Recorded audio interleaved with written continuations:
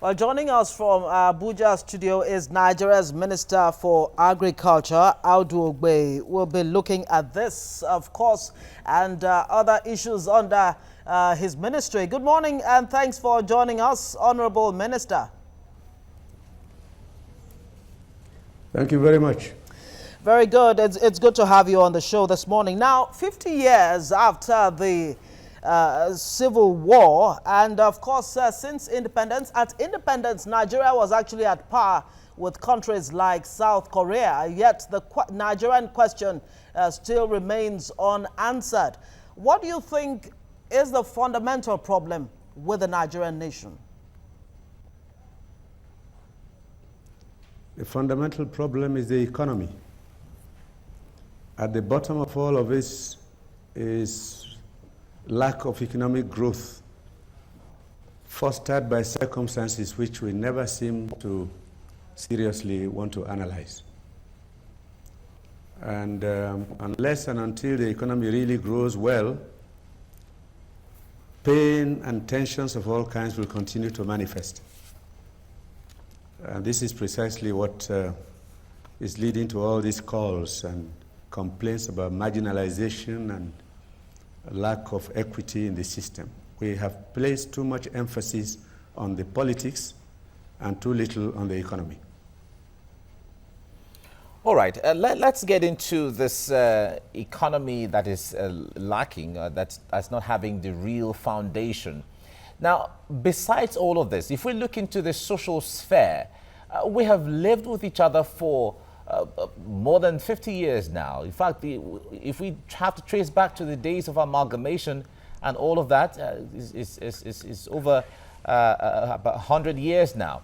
But if we come to the present where we are we really getting, as a people, as a nation, are we getting used to each other? Are we getting more tolerant? Are we getting used to each other as a group? Or we're finding more ways to look at the differences more than what unites us as a people? I can't hear him well. Can you hear me now? I can hear you now. All right, I'm asking that after amalgamation of Nigeria and up until now, we were thinking that by now we should be very used to each other, as even though we have so many differences, but that is the difference that makes us even bigger than what we should have been. We were thinking that we should, as Nigeria, we should have gotten used to each other, so that there's peace amongst and harmony amongst all the different segments of the country.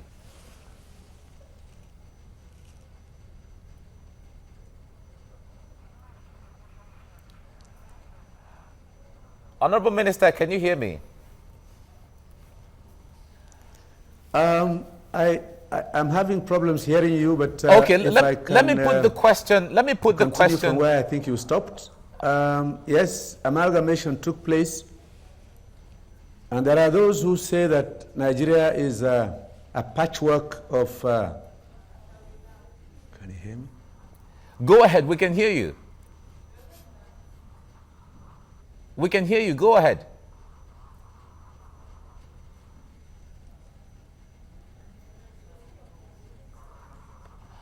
Honorable Minister, can you confirm that you can hear us now so we can go ahead? I can't hear you. All right, but we can hear you. Let's try again then. Honorable Minister, let me take you up on what you said about the economy being the fundamental problem. Are you saying then that those calling for restructuring, yes, are you saying those calling for restructuring and true federalism may not be getting it right, that the economy is really the issue? You want to expatiate on that? Yes, are you saying those calling for restructuring and true federalism may not be getting it right, that the economy is really the issue? You want to expatiate on that? Well, let me make this point quite clear. In 1966, when the army struck for the first time and carried out a coup, they destroyed what Nigeria then knew as true federalism. There were 3 regions. They were in competition. They drove their own economies. They produced. they contributed towards the center. In those days, in fact, Western Nigeria paid higher wages than the federal government. Then the coup came, and then control from the center became the norm. And that's where people started complaining about issues of restructuring and balance. The problem again is that each time these dramatic changes take place, Nigerians celebrate without considering the long-term disasters that may follow. Until today, we haven't been able to repair it because we now have a central command economy, and people are saying in this battle for restructuring that some states are not contributing enough towards the center, and that those who contribute should be allowed to keep what they have, bringing only a little bit to the center. That's the fundamental issue about restructuring. Some states will like state police forces. Some states will like other changes which they think they can't enjoy under the present structure. Now, the issue is the disruption to the democratic system that began in 1966 cannot be cured overnight. Some states are not functioning well. Some states can't generate the revenue to pay their salaries. So they depend on the center. And those who are earning enough revenue are saying, listen, we can't be feeding others who do not appear to be contributing towards the center. And then others claim to be marginalized because they seem to feel that they are not represented enough at the court of federal administration. These are the issues.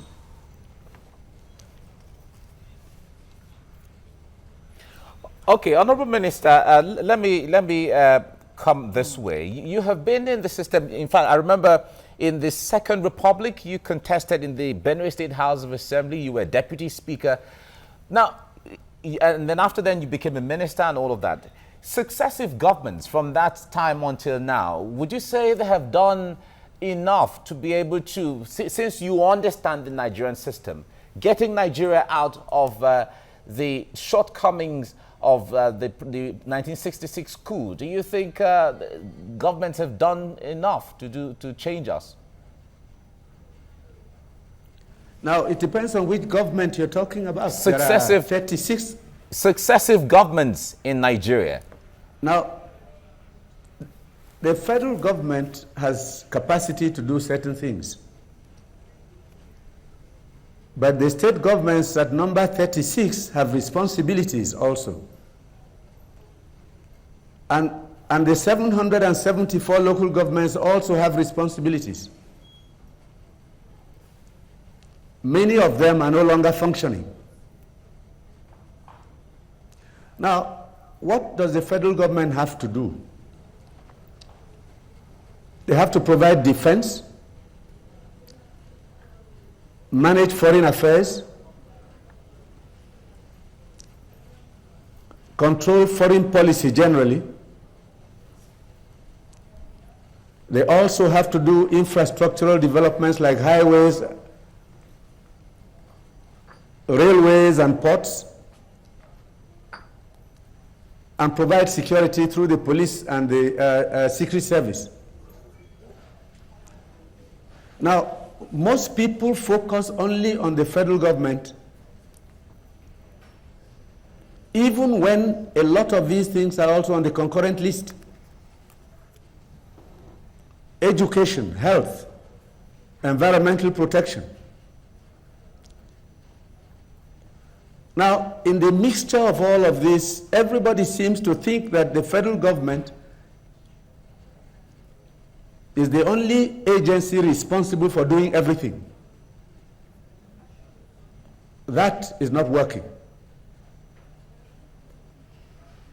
And if the other components of the federal government of Nigeria, or the federation, are unable to function well, then the dissatisfaction will never go away. So is that why we now That's the have? Is that why we now have the Kaduna Declaration? There are calls for Biafra on the one hand. The South is saying to the North for calling for a quick notice to the Southeast that the Northerners should leave. So what exactly is government doing in practical terms beyond meeting with the elders of the different groups to actually chart a way forward for Nigeria? First, let me make it quite clear. First, the Arewa youths have no mandate to issue a political fatwa. Nobody has the right to tell anyone to pack from any part of the country to another. However, the demand for Biafra, the setting up of a radio station, and the campaign for secession is treasonable under the laws of this country. And nobody should forget that. Now, the problem also is that some people say that these young men who are calling for Biafra are not speaking for the Southeast. It's good that the elders of the Southeast say so. However, when the trials were going on, we saw senators, governors, some of them, posing for pictures with Mr. Kanu. People are contributing money towards his effort. And then he says things like the new Biafra will embrace Benue and Kogi states. Now, those are not particularly comfortable statements to come from anyone in the country. So, both the agitators for Biafra and the Arewa youths are absolutely wrong in the positions they are taking. Therefore, the plain truth must be that Nigerians must recognize that when wrong is being carried out, we must learn to denounce it and not play the ostrich. So sometimes these things happen and we claim not to be aware that anything wrong is going on. But I was around when the Civil War took place. And those who saw it don't want to see another one. Of course, those agitating now didn't see it. So therefore, for them, it's just another picnic. It's just another TV show. We should do everything to make sure it doesn't happen. All right. Honorable Minister... the concern of most Nigerians... Yes. Okay. Now, you said that the so-called Kaduna Declaration, some of these statements are treasonable. They are part of what is heating up the polity. And there were movements to make arrests here and there. Up until now, we have not seen any arrest. Why is that? I think there will be arrests. The governor of Kaduna has said so, and I take his word seriously. Okay, there will be arrests. Those are your words. You're insisting. But the northern youth have re-emphasized their call. As a matter of fact, they have written a letter to the acting president saying that he should do everything to expedite the movement of the Southeasterners from the north. I wonder what government's response is beyond saying that government will come down hard on those people. Don't forget that some of these people speak and go into hiding. And it's very easy to write a letter to the acting president. I assure you that their letter will lead to their arrest and questioning, because nobody has a right to call for the citizens of Nigeria to pack from one location to another. That's the position of the federal government. All right, we do understand that. I recall that last As year. already Last year, you actually made a call on the youth to embrace agriculture. You are the agric minister. Now, beyond just calling on the youth to embrace agriculture, what are the practical things you're doing to actually make agriculture more attractive for the youth? Because, as it were, it is the youth that are actually championing this cause for Biafra, quitting of some part of the country and all of that. it is some youths, not all the youths. Well, some youths, you're right. Many of them, yes. Hundreds and thousands of youths are returning to agriculture in many parts. They are not seen on television and they don't have opportunities for front page headlines like the agitators have. And sometimes I think the media also gives these agitators undue prominence. Now, what are we doing about inviting youth into the farms? We're making credit cheaper. We are clearing land in different locations to encourage youth to go into agric. We are mechanizing agriculture. And we are carrying out soil tests to make sure that those who go into agri do not lose money. In other words, we are making agriculture more viable and more profitable. And very soon we shall show you on television the kind of returns that farmers are earning today, making agriculture definitely attractive for young people to participate in. All right, Honorable Minister, let me take you to back to some of these national issues that are calling people's attention. You are one Nigerian who has a very good understanding of the workings of this country, the fabrics of what really holds us together and all of that. Let me take from the Confab report. A lot of Nigerians still feel that rotational presidency would solve a lot of political issues, especially when going into election. Now, what is your take on this? What is your understanding of the issue and concept of rotational presidency? People have suggested this before, that we should rotate the presidency because we have a problem here. Once a president comes from a particular area of the country, the assumption is that Nigeria is now in the hands of that part of the country and that the others have been forgotten. That's not really true. Now, however, being who we are, we can be very emotional as a people. So people will not feel they are part of Nigeria until the president comes from their own part of the country.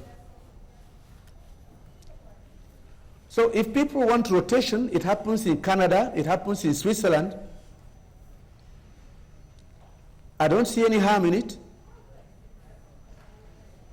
And quite frankly, we have a certain amount of rotation going on right now. I was part of the PDP in 1999 when we decided that no northerner should contest the election. That was a decision taken in Jerry Gana's house in 1998, which is why for the 1999 election, only southerners contested. That was in recognition of the fact that the North had for too long dominated the political scene. So that awareness is there. But let me say this quickly. If the economy of Nigeria begins to function well, very soon nobody will care where the president comes from. If the laws of the land are working well and people can't corner anything for themselves just because they are in office, nobody will bother who becomes president because it doesn't matter to them. Can you imagine a situation in the United States where in 2 decades, one George Bush took over from another George Bush? It will happen here if we straighten out the economy. If we reduce interest rates and make economic activity easier. If we make it easier for people to access free money, have electricity, to develop what they want to do, most people won't care a hoot about politics. They don't want to go into the Senate or House of Reps or become governor. That's not an issue for them. All right, we do understand that, but you have been a player. If I may come in here, Honorable Minister, you've been a player in Nigeria's politics for quite a long time. Don't you think it is the failure of the political class that has rubbed off on the economy? If the politics is not right, how do we get the economy right? Isn't politics at the at the basics of Nigeria's problem? Yes. Now listen. In 1986, we happened upon something called the Structural Adjustment Program. I am not an economist. I opposed it very vehemently. And this was dumped upon us by Western Europe. Now, Western European economists themselves, namely Jeffrey Sachs and Nobel Prize winner in the United States, Paul Krugman, condemned the structural adjustment as the worst assault on Africa since the slave trade. Now, when you have such a situation where we were forced to devalue the naira every week for 30 years until we reach the bottom, you can see that sometimes it is the advice of economists sometimes which make things go wrong in this society. At the time I was talking about, the naira was $1.50. Once we embraced that thing, capital flight became the issue. Production stopped. We became importers of rice, of sugar, of toothpicks, of tomato paste, and this economy simply stopped growing. Manufacturing collapsed. Agriculture failed. Jobs became very scarce. And some of us have been yelling and crying, but we are not economists, therefore nobody bothers to listen. Today, interest rates are about 35%. How can an economy grow under such a burden of outrageous interest rates? All right. That's one of the issues we're going to have discussed in about 2 weeks. Yes. Yeah. We're trying to manage the time right in here now, but let's get back to briefly you being the Minister of Agriculture. A lot of Nigerians, at the inception of this government, you told Nigerians that agriculture and solid minerals will be one of the drivers of the diversification of the economy. And we have not seen that kind of budgetary allocation that would take agriculture, put it on the driver's seat. How concerned are you with the budgetary allocation to agriculture in the 2017 budget? I am concerned, but I am also reasonable.